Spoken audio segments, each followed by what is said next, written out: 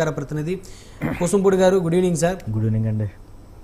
So మొత్తానికి వాలంటీర్లకి జనసేనకి పచ్చగడ్డేస్తే బొగ్గు అనేటువంటి పరిస్థితి గతంలో ఏమీ లేదు. అంటే కొంతమంది వాలంటీర్ల మీద మీ అధినేత గతంలో ఆరోపణలు చేశారు. అంటే కొంతమంది ఓ సెక్టర్ వాలంటీర్లు మిస్యూజ్ చేశారు డేటాని, వాళ్ళ దగ్గర తీసుకొని డేటా తీసుకుని వైఎస్ఆర్ కాంగ్రెస్ పార్టీలో ఉన్నట్టు కొంతమంది నాయకులు మిస్యూజ్ చేశారని. సో కాబట్టి మీకు వాళ్ళకి కాస్త గ్యాప్ ఉంటుందో లేదో అనేది మరి మీకే తెలియాలి. సో మొత్తానికి ఏంటి సార్ వాళ్ళ భవిష్యత్తు ఏంటి సార్? 2 నెలలు అయిపోయింది, 3వ నెల వస్తుంది. ఇప్పుడు పింఛన్లు ఏదైతే ఉన్నాయో పెంచినటువంటి పెన్షన్తో ఏదైతే హామీ ఇచ్చారో ఆ గత ముందు 2 నెలలు కూడా 1000 యాడ్ చేసి ఇచ్చారు ఫస్ట్ మంత్. మరి ఇప్పుడు వీళ్ళకి ఈ 2 పదులు 20,000, ఇప్పుడు 1వ తారీఖు 10 30,000 రూపాయలు బాకీ ఉంది ప్రభుత్వం. వాళ్ళు వాలంటీర్లుగా కొనసాగిస్తారా, లేకపోతే వాళ్ళకి అవుట్ సోర్సింగ్ ఉద్యోగాలు ఇస్తారా, లేకపోతే ఇంకేమైనా ఇస్తారా అనేది సెకండరీ. ఇప్పుడు వాళ్ళు 30,000 రూపాయలు బాకీ ఉన్నారు, వాళ్ళు ఏం చేస్తారు? 30,000 బాకీ ఉన్న ఒకే ఒక నిమిషం అన్నా, 30,000 రూపాయలు బాకీ ఉన్నామని మీరు అంటున్నారా, వాళ్ళు అంటున్నారా, మేము చెప్పామా? ఇప్పుడు మీరు ఇచ్చిన హామీ ప్రకారం బాకీ కింద లెక్కే కదా. అట్లా కాదు, మేము ఇచ్చిన కూటమి ప్రభుత్వం ఇచ్చిన ప్రకారం అయితే వాలంటీర్లు కొనసాగిస్తామని చెప్పాము, అంతే తప్ప మేము ప్రచారాంశంలో 3-4 పెంచిన పింఛన్ 1000 రూపాయలతో పాటు పాత ఏప్రిల్ నుంచి తిరిగి ఇస్తామన్నా దాని పాట నిలబెట్టుకున్నాం. మీరు అన్నట్టు మేము ఏమన్నా చెప్పాము, ప్రచారం చెప్పామా?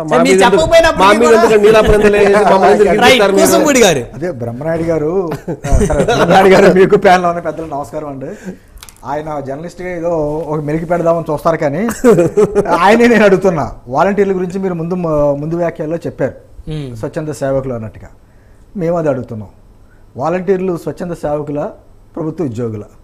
స్వచ్ఛంద సేవకులు అయితే వాళ్ళకి జీతం ఎలా ఇచ్చారు? లేదు, ప్రభుత్వ ఉద్యోగులు అయితే వాళ్ళకి ఏమన్నా సర్వీస్ రూల్స్ ఉన్నాయా? ఉద్యోగ భద్రత వాళ్ళకి కల్పించిందా గత ప్రభుత్వం? ఈ క్వశ్చన్స్ అన్నీ ఉంటాయి కదా. సరే, వాలంటీర్లు మా పార్టీ కార్యకర్తలను స్వయంగా విజయసాయి రెడ్డి గారు లాంటితో పాటు అంబటి రాంబాబు గారు లాంటి అందరూ కూడా మీరు పార్టీకి పరిచయాలి, మళ్ళీ పార్టీ అధికారం రావడానికి కృషి చేయాలనేటువంటి మాటలు మాట్లాడడం మనందరికీ తెలిసినదే. అదే సందర్భంలో వాలంటీర్లకు ఇచ్చే 5,000తో పాటు వారి సొంత పత్రిక సాక్షి పేపర్ కొనడానికి 200 రూపాయలు కూడా యాడ్ చేసి అందరికీ చేయడం. అదే సందర్భంలో వాలంటీర్లని ప్రతి 50 ఏళ్లకి ఒక గూఢచార వ్యవస్థ కింద పెట్టడం, వాళ్ళ ద్వారా కొంత పబ్లిక్కి సంబంధించినటువంటి పర్సనల్ డేటా సేకరించడం, దాన్ని కొంతమంది మిస్యూజ్ చేయడం, ఆ మిస్యూజ్ చేసిన డేటా ఎక్కడుందో అన్నది మనకి వివరాలతో సహా మనం చెప్పడం, ఇవన్నీ జరిగినాయి. సరే, గతంలోకి వెళ్తే పక్కన పెడితే మేము ఖచ్చితంగా ఇందాక విజయసాగర్ గారు చెప్పినట్టు ఈరోజు వాలంటీర్లు రిజైన్ చేశారా, లేకపోతే వాలంటీర్లుగా ఉన్నారా అనేది పక్కన పెట్టి మేము పదే చెప్తా ఉంటాం. జనసేన పార్టీ తరఫున కూడా మేము చెప్తా ఉంటాం. కూటమి ప్రభుత్వ లక్ష్యం కూడా అదే.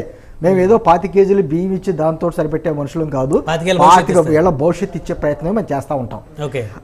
దాంట్లో భాగంగానే స్కిల్ సెన్సస్ అన్నది పవన్ కళ్యాణ్ గారి ఆలోచన వచ్చినటువంటి ఒక ఆలోచన. దాన్ని ప్రవేశపెట్టడానికి ఎక్కడికెక్కడ ఈరోజు ఒక పరిశ్రమ వచ్చిందంటే మామూలుగా ఏమంటారంటే స్థానికులకే ఉద్యోగాలు ఇవ్వాలి, వాళ్ళకి 75% రిజర్వేషన్ కూడా మాట్లాడాడు గత ప్రభుత్వం. అసలు పరిశ్రమలో లేవనుకుంటే ఉద్యోగాలు పక్కన పెట్టండి. అంటే నిజంగా స్థానికులకి ఇవ్వాలి, అక్కడ ఉన్నటువంటి యువతకి ఉపాధి కల్పించాలంటే వాళ్ళలో స్కిల్స్ ఉండాలి కదా. ఇప్పుడు మారుతున్న యుగం, మెకనైజేషన్, ఒక ఇండస్ట్రియలైజేషన్ పెరుగుతుంది, ఒక ఆర్టిఫిషియల్ ఇంటెలిజెన్స్ లాంటిది టెక్నాలజీ పెరుగుతున్నప్పుడు డిగ్రీలు చదివినా లేకపోతే ఎంటెక్లు బీటెక్లు ఏమైనా చేసినా వాళ్ళకి అక్కడ స్కిల్స్ లేకపోతే మాత్రం ఎంత చదువుకున్నా ఉపయోగం లేదు. మీరు అన్నట్టు ఆ 5,000 గురించి లేకపోతే 10,000 గురించి ఎదురు చూసే వ్యక్తులుగా యువత ఉండకూడదు.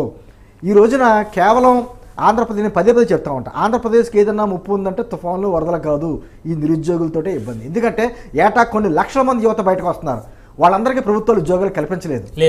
ఖచ్చితంగా వాళ్ళకి ఉపాధి అవకాశాలు కల్పించాలి. ఉపాధి అవకాశాలు కల్పించాలంటే వాళ్ళ స్కిల్స్ పెంచి ఎక్కడే ఇప్పుడు కొత్తగా పరిశ్రమలు వస్తున్నాయి, ఆ పరిశ్రమల్లో పనిచేయడానికి అవసరమైనటువంటి స్కిల్స్ కావాలంటే అక్కడ ఉన్నటువంటి యువతకి వాళ్ళ ఇంట్రెస్ట్ ప్రకారం వాళ్ళకి స్కిల్స్ మీద ట్రైనింగ్ ఇవ్వాలి. అదే సందర్భంలో పరిశ్రమలు కాదు, సొంతంగా కొంతమంది కుటీర పరిశ్రమలు పెట్టుకుంటూ ఉంటారు ఎంఎస్ఎంఈ మీద, వాళ్ళకి ట్రైనింగ్ ఇవ్వాలి. ట్రైనింగ్ ఇచ్చి వాళ్ళ ఉపాధి అవకాశాలు పెంచుకోవాలి. అంటే కేవలం వాళ్ళు జీతాల మీద ఆధారపడే వ్యక్తులుగా కాకుండా వాళ్ళు 10 మందికి అవకాశాలు కలిగించేటువంటి ఒక యువతగా వాళ్ళ పారిశ్రామికవేత్తలుగా పెంచాలనేటువంటిది ఉద్దేశం కూటమి ప్రభుత్వం. సరే, వాలంటీర్ల విషయం, వాలంటీర్లు గతంలో ఎన్ని రకాలుగా వాడుకున్నారని తెలుసు. ఈ రోజున వాలంటీర్లు లేకపోతే కనీసం వాళ్ళకి పెన్షన్లు ఇవ్వలేరు, వాళ్ళకి చౌక డిపోకి సంబంధించి రేషన్ సరుకులు ఏమీ వెళ్ళవనేటువంటి వ్యక్తులు ఈ రోజున మేము చేసి చూపించాం. వాలంటీర్లతో సంబంధం లేకుండా కేవలం ప్రభుత్వ ఉద్యోగులతో, గ్రామ సచివాలయ ఉద్యోగుల వాళ్ళతోటి పెన్షన్స్ అన్ని చక్కగా ఇంటికి పార్టీల ప్రతినిధులు కూడా వెళ్తారు. సేవాది సర్వీస్ అలా జీతాలు తీసుకుంటా సర్వీస్ చేయొచ్చు, వాళ్ళు కూడా వాలంటీర్ కిందకి వస్తారా? వెళ్తారు. సర్వీస్ చేసి ఎవరైనా వాలంటీర్ అంటేనే సేవ చేయడం కదా, వెళ్ళొచ్చు, ఆ ప్రభుత్వ ఉద్యోగికి సహాయం చేయొచ్చు. అంటే నేను అంటుంది ఈ రోజున వాలంటీర్ వ్యవస్థ లేకపోతే ఏదో ఆ భారతదేశంలో ఏ రాష్ట్ర ప్రభుత్వం ఇవ్వట్లేదు, మా ప్రభుత్వం ఇస్తుంది, ఏదో పెన్షన్లు మా ప్రభుత్వం ఇస్తుంది, రేషన్ సరుకులు మేమేమి ఇస్తున్నాం అనేటువంటి భావంతో గత 5 సంవత్సరాలు చేశారు.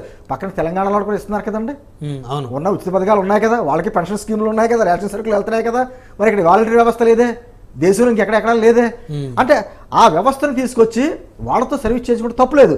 కానీ వాళ్ళకి సంబంధించినటువంటి పార్టీ కార్యకర్తలుగా మీరు గ్రామాలకు వెళ్ళి చూడండి, కొన్ని గ్రామాల్లో అక్కడ ప్రజలు ఎన్నుకున్నటువంటి సర్పంచ్కి అధికారాలు లేవు.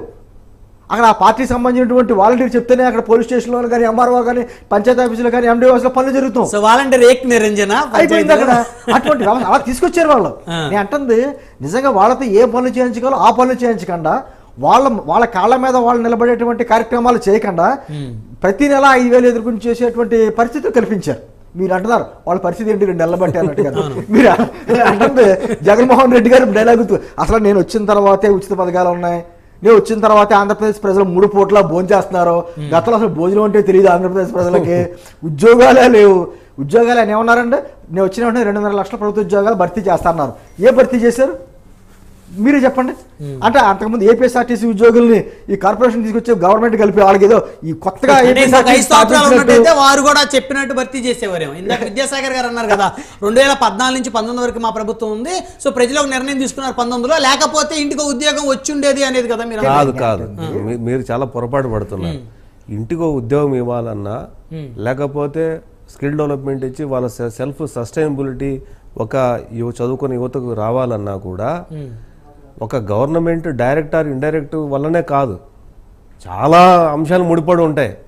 మీరు అన్నట్టు ఇప్పుడు వైసీపీ గవర్నమెంట్ ఇంటికో ఉద్యోగమో లేకపోతే 2.5 లక్షల ఉద్యోగాలు అంటే వన్న పరిశ్రమలు పాలదోలేసి భయపడిచ్చేసి పరిగెత్తిచ్చేసి పక్క రాష్ట్రాలకు వెళ్ళిపోయేటప్పుడు ఉద్యోగాలు ఎక్కడి నుంచి దేవుడు మన ఉద్యోగాలు పోతే మీరు ఉన్నట్టయితే పరిశ్రమలు ఉండేవి, ఉద్యోగం ఇచ్చేవి. నేను ఉండేవాడిని.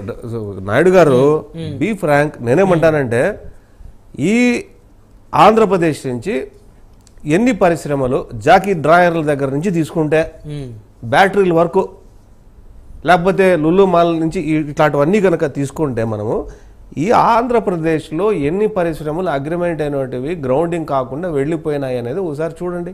మేము ఇప్పుడు చేసుకున్న అదే కదా. ఎవరైతే ప్రభుత్వం మా ప్రభుత్వం అగ్రిమెంట్లు చేసుకొని గ్రౌండింగ్ అవ్వాల్సి 5 కోట్లు 10 కోట్లు 20 కోట్లు ఇన్వెస్ట్ చేసి మాకు డబ్బు వదులుకొని పోయినాడు మళ్ళీ పిలుచుకొచ్చుకుంటాం. కోసంపూడి గారు మీకు కంటిన్యూ చేయండి. 13 లక్షల కోట్ల రూపాయల ఎంఓఏలు కుదిరిచ్చారు. బహుశా జగన్ గారు మళ్ళీ ఉన్నట్టయితే ఆ 13 లక్షల కోట్ల రూపాయల పెట్టుబడులు వచ్చి పరిశ్రమలు వచ్చే అంటారా? మీరేమంటారు? నేను అంటుంది ఎక్కడైనా సరే ఇండస్ట్రీస్ సమ్మిట్ జరిగినప్పుడు దాంట్లో ఒక 10% 15% లాగిన్ అవుతాయి. అన్ని 13 సంతకాలు పెట్టిన అందరూ కూడా రారు.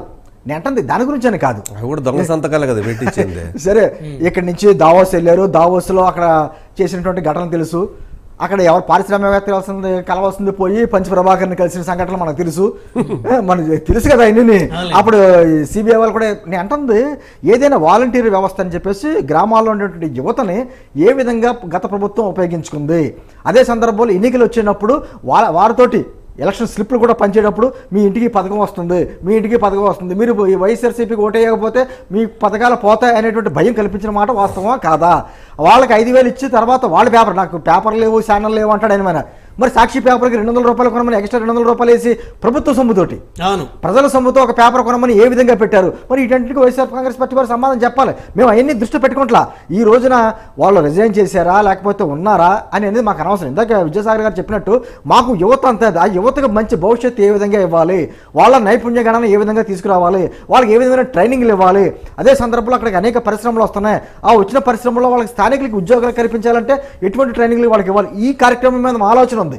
గ్రామాల్లో గతంలో మీరు ఇంకో విషయం పంచాయతీలు గతంలో చెప్పేవారు ఏమన్నారు, పంచాయతీ ఎలక్షన్ జరిగినప్పుడు ఏకగ్రీవంగా పంచాయతీలు కానీ నేను గెలిస్తే మీకు లక్షల్లో నజరానా అన్నారు. చాలామంది పంచాయతీలలో వైఎస్ఆర్సీపీకి సంబంధించిన వాళ్ళు కూడా నేను గెలిచారు. మరి ఇన్ని పంచాయతీలకి లక్షల్లో నజరానా ఇచ్చారు. ఈ రోజున 14th ఫైనాన్స్ నిధులలో కూడా దాడిబండి కదా. ఎన్ని వాస్తవాలు ఏంటంటే గణాంకాలు తప్పు చెప్పవు. మన రాజకీయంగా ఎన్ని విమర్శలు చేసుకున్నా వాస్తవాలు గణాంకాలు కరెక్ట్గా చెప్తాయి కదా. ఇది జరిగినప్పుడు ఈ రోజున అదే గ్రామాల్లో ఒక విధంగా గ్రామ సభలు పెట్టి లేకపోతే అక్కడ ఉన్నటువంటి యువతనంతా కూడా దాంట్లో అక్కడికి ఇన్వాల్వ్ చేసి మీ గ్రామాలకు ఏం కావాలనే దాని మీద ఒక డిస్కషన్ వెళ్తుందంటే నిజమైన గ్రామ స్వరాజ్యం అది కదా. మీ అంటున్న మంచి కార్యక్రమాలు ఈ రోజుకైనా సరే వాలంటీర్లు వాళ్ళు ఏ విధంగా ఉపయోగించుకున్నా దాని మీద వారి దగ్గర సమాధానం ఉండదు. మళ్ళీ వస్తాను సార్. మనతోటి శివరామరెడ్డి గారు ఉన్నారు, MLC YSR Congress party senior నాయకులు. శివరామరెడ్డి గారు గుడ్ ఈవినింగ్ సార్.